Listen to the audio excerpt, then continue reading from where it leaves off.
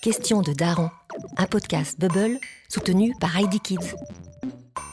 Pourquoi les enfants ne racontent-ils rien quand ils rentrent de l'école ? Premier jour de maternelle. Toute la journée, vous vous êtes demandé si votre enfant s'était fait des copains, si la maîtresse a été gentille, ce qu'il a mangé à la cantine, s'il s'est amusé.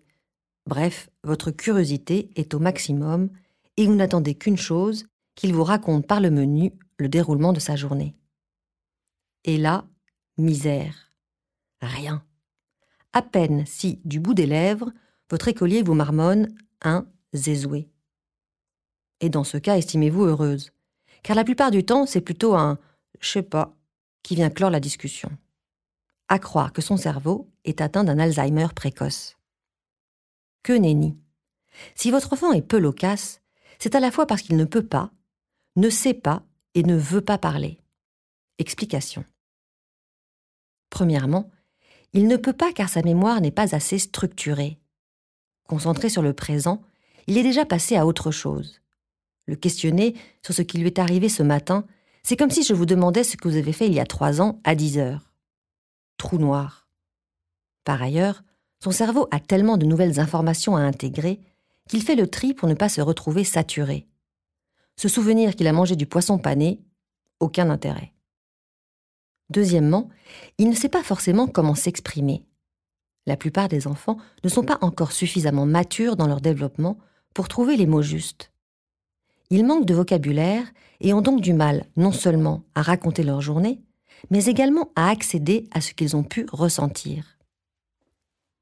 Troisièmement, il ne veut peut-être pas. En allant à l'école, l'enfant accède à une certaine autonomie et découvre un univers où ses parents ne sont pas présents. Certains enfants tiennent à garder pour eux ces moments loin d'eux, marquant ainsi leur individualité. Mais alors, que faire ?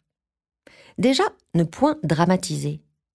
Les enfants parlent plus facilement de ce qui ne va pas que de ce qui se passe bien. S'il ne vous dit rien, c'est qu'a priori, il n'y a pas à s'inquiéter. Ensuite, vous pouvez essayer de mettre en place un rituel.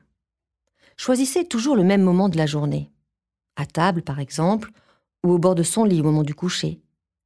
Commencez par raconter votre journée à vous, puis posez-lui 1 ou 2 questions, sans insister. Les rituels permettent d'ancrer les habitudes et certains enfants ont parfois besoin de temps, après le retour de l'école, pour que leur langue se délie. Une deuxième astuce est la technique de l'appât. Parfois, il va suffire d'un mot pour que votre enfant, par association d'idées, se mette à raconter une anecdote de sa journée.